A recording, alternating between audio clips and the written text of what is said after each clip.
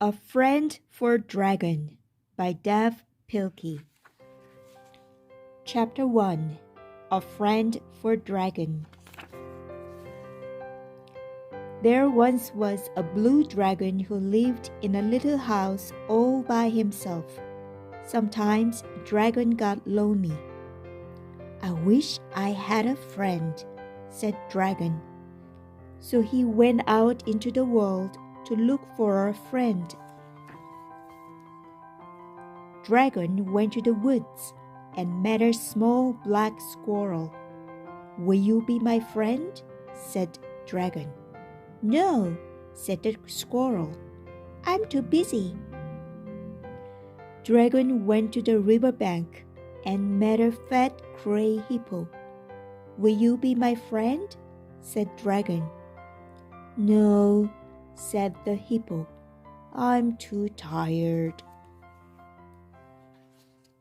Dragon went to the pond and met a sleek green crocodile. "Will you be my friend?" said Dragon. "No," said the crocodile. "I'm too grouchy." So Dragon sat down under a tree, still wishing for a friend. Suddenly, an apple fell out of the tree and hit Dragon on the head. Just then, a little green snake slithered by. The snake wanted to play a joke on Dragon, so it hid behind a rock and called out, "Hi, Dragon."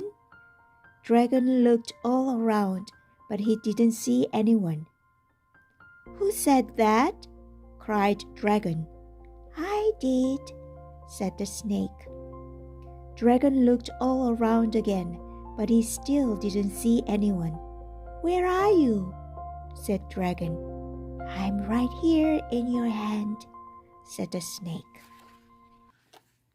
Dragon looked at the apple in his hand and scratched his big head. "I did not know apples could talk," said Dragon.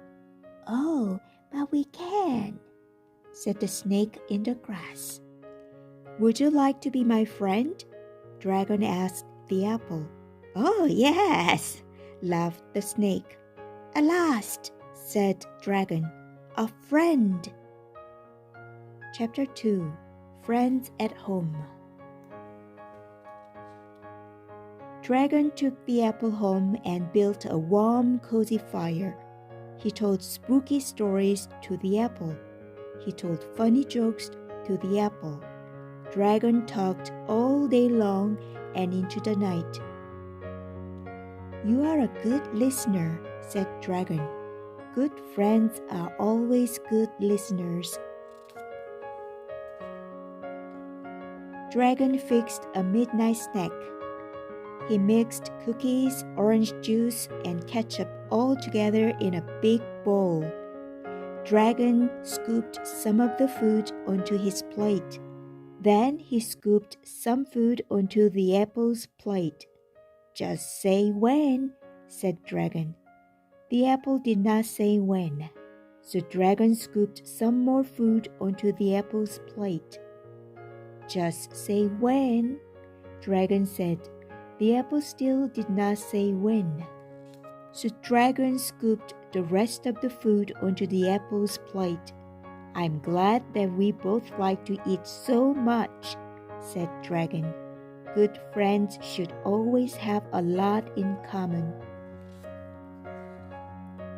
Dragon ate up all of his food. The apple did not eat any food at all. Dragon was still hungry. He looked at the apple's plate and drooled. "Do you mind if I eat some of your food?" asked Dragon. The apple did not seem to mind.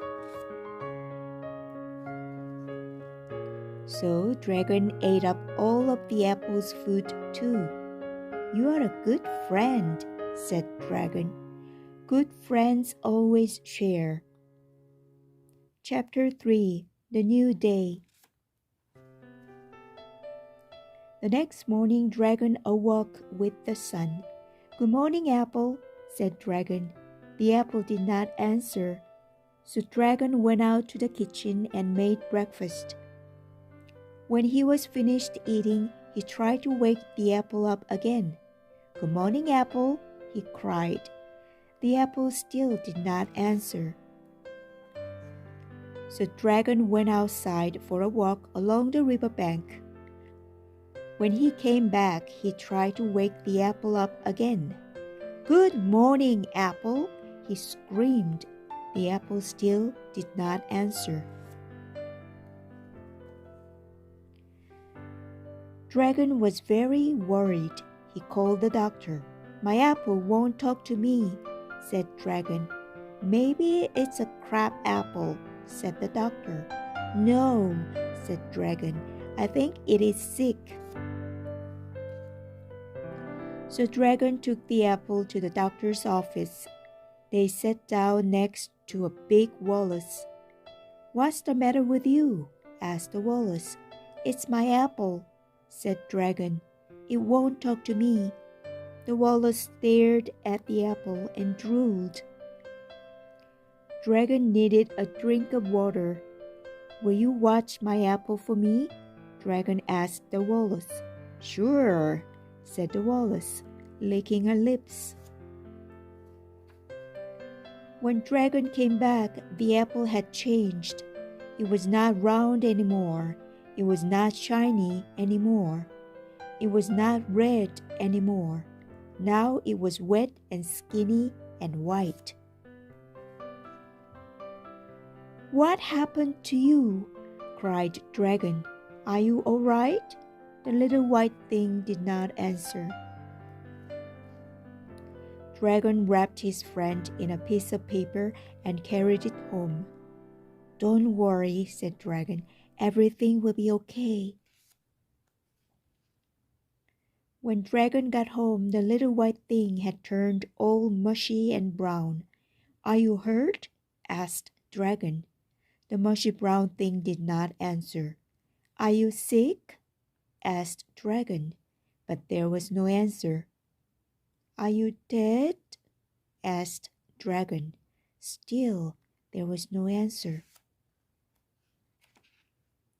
Dragon scratched his big head and started to cry.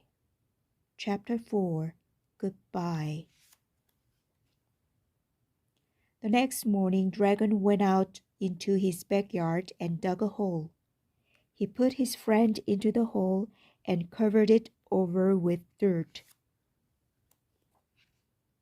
Dragon made a sign. On the sign, he wrote the word friend. Dragon was very sad. He cried every day. He did not want to eat. He could not get to sleep.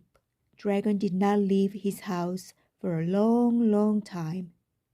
But after a while, Dragon stopped being so sad. He cried less and less. He began to eat and sleep better.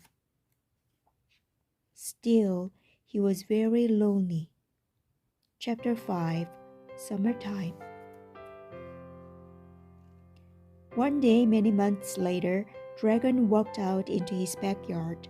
He was still feeling lonely. Dragon sat down under the big tree growing in his yard. He wished for a friend. Suddenly, something fell out of the tree and hit Dragon on the head. It was an apple. Then Dragon looked up and smiled.